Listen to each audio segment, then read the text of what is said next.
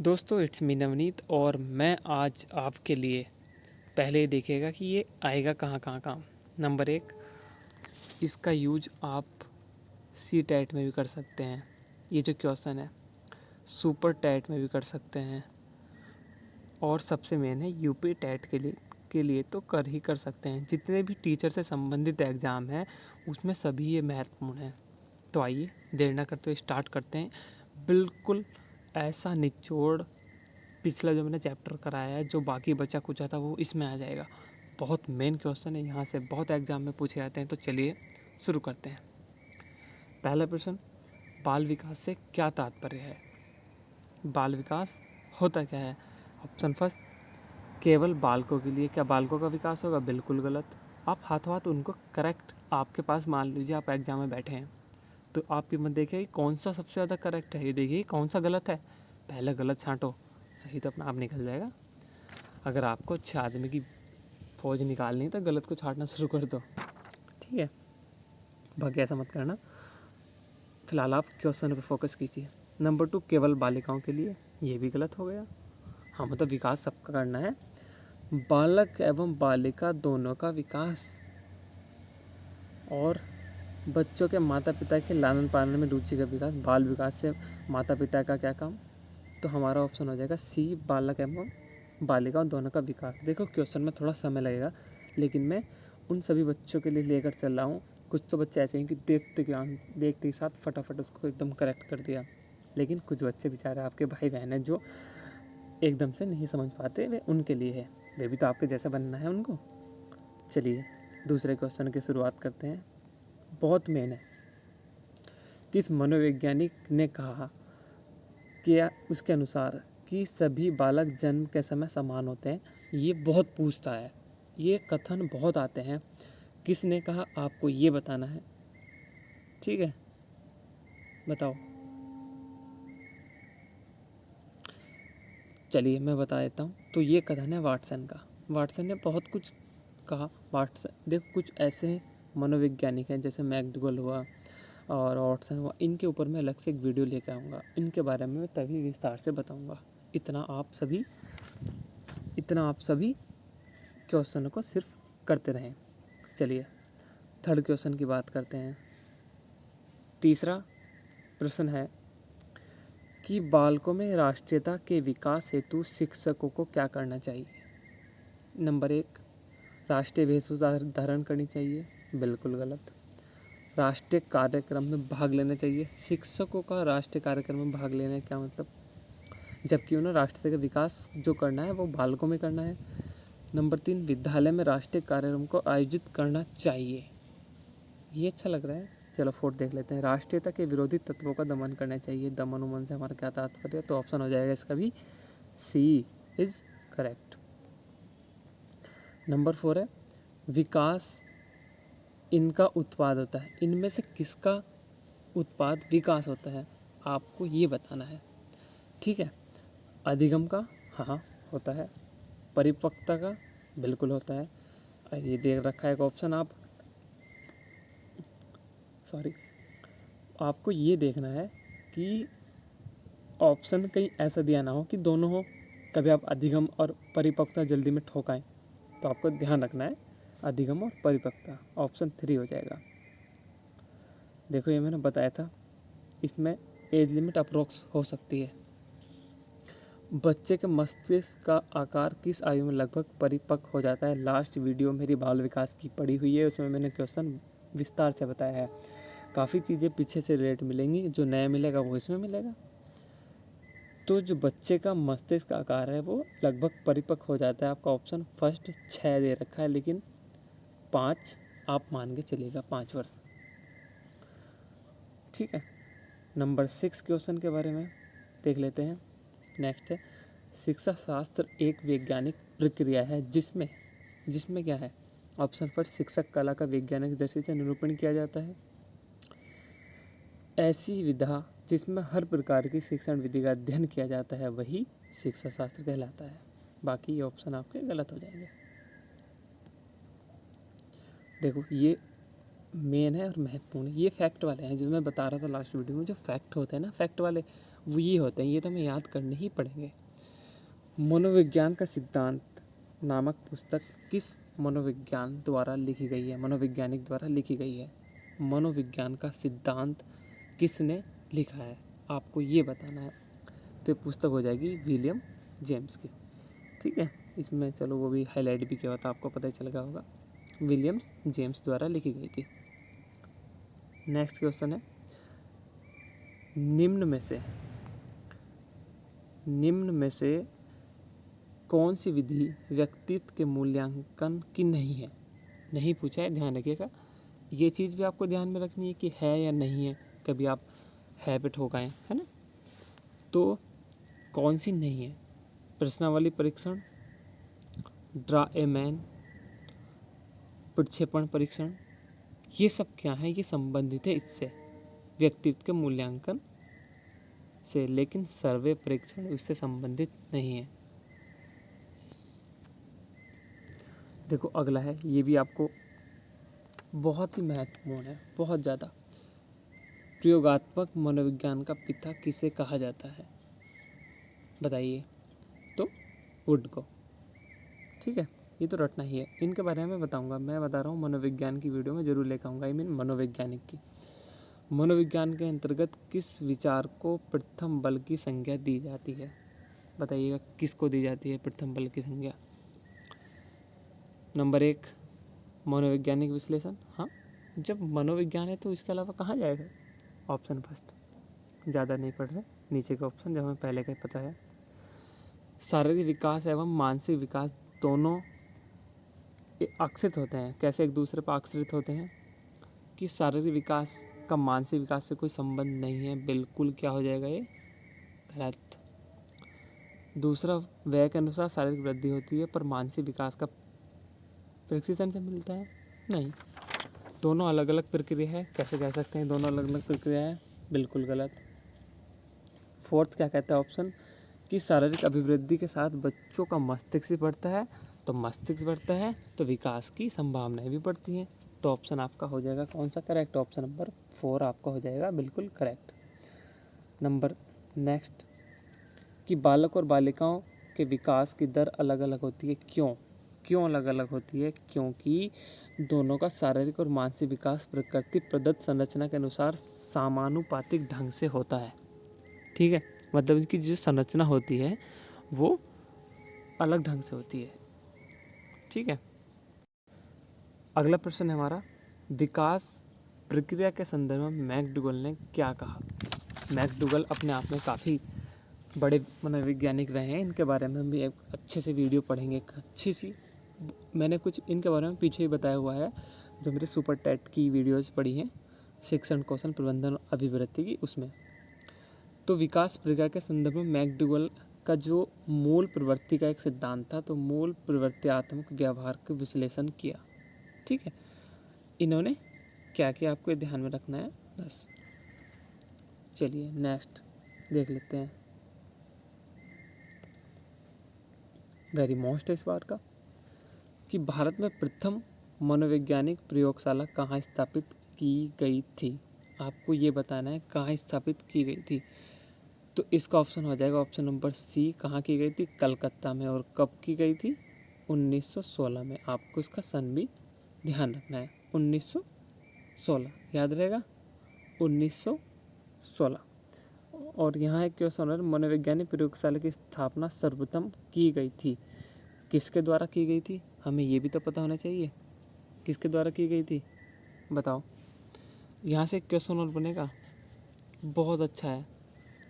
ये की गई थी वुड के द्वारा। किसके द्वारा की गई थी? यहाँ पर वुड के द्वारा।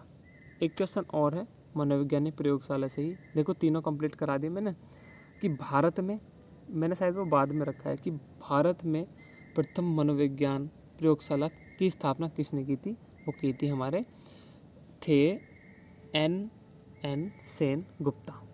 वो क्वेश्चन आ गया है। देखो मनोविज्ञान पूरा कंप्लीट होगा आपका, मनोवैज्ञानिक प्रयोगशाला कब, किसने, कहाँ। अगले पे चलते हैं। नेक्स्ट है कि यदि व्यक्ति का मानसिक विकास उसके शरीर की तुलना में उम्र के अनुसार कम हो तो क्या करेंगे? इतनी रात को मैं वीडियो बना रहा हूँ, 3:23 हो रहे हैं, लेकिन फिर भी ट्रैफिक, वाह रे ट्रैफिक। और यहाँ से थोड़ा दूर है तब भी ट्रैफिक, आप समझ सकते हैं, शांति तो कहीं नहीं है। खैर चलिए छोड़िए उन बातों को। तो ये मैंने भी क्वेश्चन पढ़ा है, इसके 4 ऑप्शन है। पहला ऑप्शन आप ध्यान से पढ़िएगा, चारों को पढ़ लीजिएगा, अब वीडियो काफ़ी लंबी नहीं करनी है हमें। तो जो परफेक्ट आपको लगता है आप वो देखिएगा। इसमें ऑप्शन डी अगर हम पढ़ें कि बच्चों का मनोवैज्ञानिक परीक्षण कराकर शारीरिक व मानसिक विकास की विसंगति को दूर करने का प्रयास करेंगे। कोई भी चीज़ है मनोवैज्ञानिक तरीके से करेंगे तो सबसे पहले करेक्ट होगी, है ना, क्योंकि उसमें वो विसंगति अधिक होने पर मनोवैज्ञानिक परीक्षण जरूरी है। क्वेश्चन को देखिए, विसंगति, ठीक है। नेक्स्ट, बच्चों की शारीरिक अभिवृद्धि एवं मानसिक विकास के कारण उनके अंदर होने वाले पूर्व परिवर्तनों का क्या होता है। अब कोई भी चीज़ है, अगर आप मान लो अभिवृद्धि कर रहे हैं तो जो पहले परिवर्तन है वो लुप्त तो होंगे, और क्या होगा, लुप्त होंगे। सीधा सीधा सा कथन, ठीक है। नेक्स्ट है कि कोई बच्चा अपनी वय के प्रतिकूल आचरण करते हुए विलक्षण प्रदर्शन करे तो यह किसका प्रभाव होगा, बताइए किसका प्रभाव होगा। तो ये जो मतलब आचरण कर रहा है वो अत्यधिक बुद्धि गुणांक के प्रभाव से ही प्रदत्त कर रहा है, बुद्धि प्रकृति की प्रदत्त होती है इस विलक्षण से, अत्यधिक बुद्धि गुणांक से। अगला क्वेश्चन है कि मिल्टन की यह उक्ति उनकी उक्ति है, बचपन की विकास प्रक्रिया मनुष्य के भावी जीवन का उसी प्रकार आभास देती है जैसे सुबह पूरे दिन की स्थिति का संज्ञान देती है। इसका क्या तात्पर्य है, इसका तात्पर्य है कि प्रारंभिक जीवन के गुण, परिस्थितियाँ, पर्यावरण भावी जीवन की गति निर्धारित करती हैं, क्योंकि वही हमारी सुबह होती है। देखो ये क्वेश्चन आ गया, रिपीट कर दे, तो इसका ऑप्शन आप मैंने बता दिया था, N.A. सेनगुप्ता। अगला है थार्नडाइक। देखो थार्नडाइक अपने आप में बहुत महत्वपूर्ण है, इसकी वीडियो में ज़रूर ले जाऊँगा। थार्नडाइक ने बुद्धि की प्रकृति के संदर्भ में कौन सा सिद्धांत प्रस्तुत किया है। इनका सिद्धांत हम अब यहाँ पढ़ लेते हैं और बाकी आगे पढ़ेंगे। तो इनका बहुशक्ति सिद्धांत था, इनके बारे में डीपली हम एक वीडियो ज़रूर लेके आएंगे आपके लिए। अगला क्वेश्चन है कि विकास के अधिगम सिद्धांत को प्रतिपादित किया था। विकास का अधिगम सिद्धांत किसने प्रतिपादित किया था, आप इसके ऑप्शन देख लीजिए कौन कौन थे। तो इसका करेक्ट ऑप्शन हो जाएगा हमारा रॉबर्ट रिचर्डसन सीयर्स, ठीक है। अगला है कि मनोविज्ञान को किसके विज्ञान के रूप में परिभाषित किया जाता है। मनोविज्ञान यानी मन का विज्ञान, मनोविज्ञान और व्यवहार, वो भी हमारा क्या होता है, दोनों ही विज्ञान के रूप में परिभाषित किए जा सकते हैं। तो ए और बी इसका करेक्ट हो जाएगा। अगला प्रश्न है कि मनुष्य को जो भी कुछ बनना होता है प्रारंभिक के, बहुत महत्वपूर्ण है कि प्रारंभिक के 4-5 वर्षों में बन जाता है। ये कथन किसका है बताइएगा। तो ये कथन आपका किसका हो जाएगा, हमारा फ्रायड, सिगमंड फ्रायड। इनके बारे में पढ़ेंगे विस्तार से, ध्यान। शिक्षा मनोविज्ञान का अध्ययन अध्यापक हेतु इसलिए आवश्यक है क्योंकि, क्यों आवश्यक है, आप इसका ऑप्शन देखिएगा ध्यान से। इससे शिक्षक को आत्मसंतुष्टि मिल सके, नहीं, बिल्कुल ऐसा नहीं है। आत्मसंतुष्टि करके उसे कुछ थोड़ा ही ना, वह दूसरों को प्रभावित कर सके। सी, वह अपनी परीक्षाओं में प्रथम आ सके। या डी, कि इनकी सहायता से अपने शिक्षण को अधिक प्रभावशाली बना सके। तो ऑप्शन हो जाएगा हमारा डी, ठीक है। नेक्स्ट है समाजीकरण की प्रक्रिया में शिक्षक का उत्तरदायित्व में शामिल है। समाजीकरण वातावरण निर्माण करेगा, सामूहिक कार्यों में प्रोत्साहन करेगा, सांस्कृतिक कार्यों में प्रोत्साहन करेगा। तो इसका ऑप्शन क्या हो जाएगा, उपयुक्त सभी। चलिए नेक्स्ट देखते हैं कि बालिकाओं में भाषी विकास बालकों से उच्च रहता है। वाह क्या क्वेश्चन है, बहुत अच्छा है। बालिकाओं में कब उच्च रहेगा, बाल्यावस्था में, लेकिन बाद में उच्च रह सकता है। ये मत सोचेगा कि लड़कियां हमसे आगे नहीं जा सकती, बहुत आगे हैं, ठीक है। तो हमारी बहनें हमसे आगे हैं और हम चाहें कि वो आगे डट के जाएं। अगला प्रश्न है बच्चों के बौद्धिक विकास के सबसे महत्वपूर्ण कारक क्या हैं? बौद्धिक विकास के सबसे महत्वपूर्ण कारक वह प्राकृतिक रूप से स्वाभाविक विकास और स्कूल में कुछ भी जैसा पारिस्थितिक मंजर जैसे सामाजिक, ये देखिए सामाजिक परिवेश परिवार से प्राप्त अनुभव भी महत्वपूर्ण कारक है। अगर बात करें वैसे, अगर स्कूल में परिस्थितिजन्य प्रयास हो तो वो महत्वपूर्ण कारक नहीं हो सकता, क्योंकि बौद्धिक विकास हमारा सामाजिक परिवेश और परिवार से है।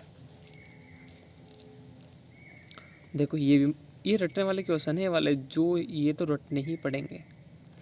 मौखिक प्रतिवेदन तैयार किया था, किसके द्वारा किया गया था मौखिक प्रतिवेदन तैयार? तो हमारा ऑप्शन हो जाएगा वाटसन के द्वारा। यदि आपकी कक्षा में शर्मीला बच्चा आ जाए तो उसे सीखने से आप कैसे संवर्धित करेंगे? बताइए, अपने अनुसार बताइए कि आप क्या करेंगे अगर कोई शर्मीला आ जाए। तो सबसे मेन इसमें एक ही ऑप्शन लग रहा है कि बच्चों में आत्मविश्वास बढ़ाने के लिए सभी बच्चों के साथ मिलना जुलना, साथ बैठकर लंच शेयर करना, गाना खेलने के लिए प्रोत्साहित करना, ये सब। नेक्स्ट है बाल्यावस्था की मुख्य विशेषताओं में शामिल है। बाल्यावस्था की मुख्य विशेषताओं में शामिल है, क्या शामिल है? कि अधिगम की तीव्रता, दूसरा अपेक्षाकृत स्थिर विकास प्रक्रिया, यथार्थवादी दृष्टिकोण का प्रादुर्भाव। जब आपको ऐसा लगने लगे ना कि हाँ कुछ शब्द ऐसे आ रहे हैं कि जिन्हें पढ़कर मन तन आदि को कष्ट सा हो रहा है, तो उसका उपयुक्त सभी हो जाता है। अगला प्रश्न है, मनोविश्लेषणात्मक उपागम का प्रतिपादन किसने किया था? इट्स अ वेरी मोस्ट है, ये हमारा हो जाएगा फ्राइड के द्वारा। ये सिद्धांत आपको तभी समझ आएंगे, तब मैं एक एक करके लाऊंगा। मैं अगर एक करके पूरा सिद्धांत बताऊंगा, मान लीजिए फ्राइड को लेके बैठ जाऊं, तो उनके बारे में पूरा बताऊंगा। अगला प्रश्न है कि विद्यार्थियों में अध्यावास चेतना विकसित करने के लिए आप अध्यापक होने के नाते किन शिक्षण विधियों का प्रयोग करेंगे? कौन सी शिक्षण विधि उपयुक्त रहेगी, आप इसमें देखकर मुझे बताइएगा। ये ठीक है, आप पढ़ लीजिएगा इनको आराम से, कौन सी विधि सबसे बेस्ट रहेगी। तो इसका ऑप्शन हो जाएगा उक्त सभी अच्छी लग रही है। चलो नेक्स्ट है कि व्यवहारवाद की स्थापना की थी, वेरी मोस्ट, किसने की थी? ये भी हमारा वाटसन हो जाएगा, यानी व्यवहार के संस्थापक वाटसन थे। अगला प्रश्न है मनोवैज्ञानिक जिसने बालकों के साथ फोबिया पर कार्य किया। ऐसा कौन सा मनोवैज्ञानिक है जिसने बालकों के साथ फोबिया पर कार्य किया? तो वो भी कौन थे? वाटसन ही करेक्ट हो जाएगा, इसका भी वाटसन ही हो जाएगा। ठीक है, तो ये थे आज के कुछ क्वेश्चंस। आई थिंक बहुत थे, मैं अभी काउंट नहीं करे कितने थे, तो आप देख सकते हैं 30 से ज़्यादा ही थे। तो मैं यही उम्मीद कर रहा हूँ कि बाल विकास का जो चैप्टर है, टॉपिक वाइज हम चल रहे हैं, बहुभाषिता बाल विकास के जो शुरू के टॉपिक थे, मैंने सिलेबस में बताए थे, हम उसी के अनुरूप चल रहे हैं। तो यहाँ से इतना हम कवर करते चलें कि हम एग्ज़ाम में अच्छा स्कोर कर सकें। तो ये वीडियो आपके लिए बहुत महत्वपूर्ण है, आप इसको जितना हो सके ज़्यादा से ज़्यादा शेयर भी कीजिए, ताकि तभी बच्चों को इसकी हेल्प मिल सके। और मैं उम्मीद करता हूँ आपसे दोस्तों कि आप हमारे साथ बने रहिएगा। मैं नेक्स्ट टॉपिक के साथ मिलता हूँ, फिर ऑब्जेक्टिव क्वेश्चनों के साथ। तो ऑब्जेक्टिव तो आपके फेवरेट होते हैं ना, तो आप ये भी बताइएगा आपने कितने सही किए। ठीक है, तो मिलते हैं गाइस अगली वीडियो में। अगर हाँ कोई त्रुटि हुई हो तो उसका समाधान हम ज़रूर करेंगे। अगर कोई त्रुटि आपको मिलती है तो आप कमेंट में ज़रूर बताइएगा। तो थैंक यू, आप सभी का बहुत बहुत धन्यवाद।